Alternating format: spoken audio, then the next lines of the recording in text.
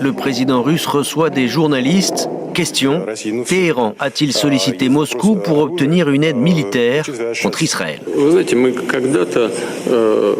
Nous avons proposé à nos amis iraniens de travailler dans le domaine des systèmes de défense aérienne.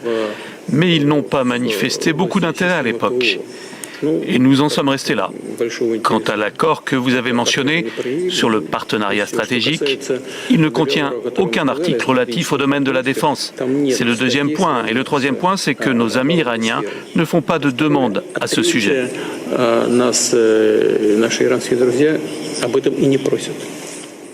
Le partenariat stratégique de 20 ans que le président évoque est un traité signé en janvier entre Moscou et Téhéran qui prévoit bien une coopération plus étroite en matière militaire, mais qui ne comporte pas de clause de défense mutuelle.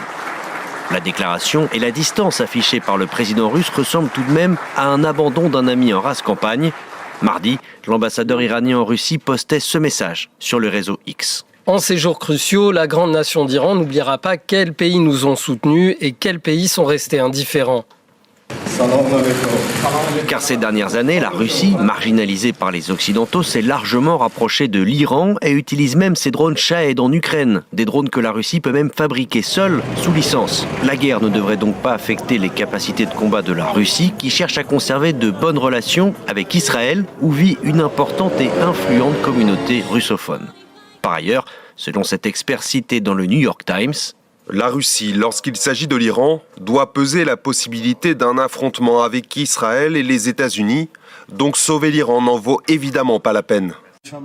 Vladimir Poutine sait qu'il est dans son intérêt de s'attirer les bonnes faveurs de Donald Trump.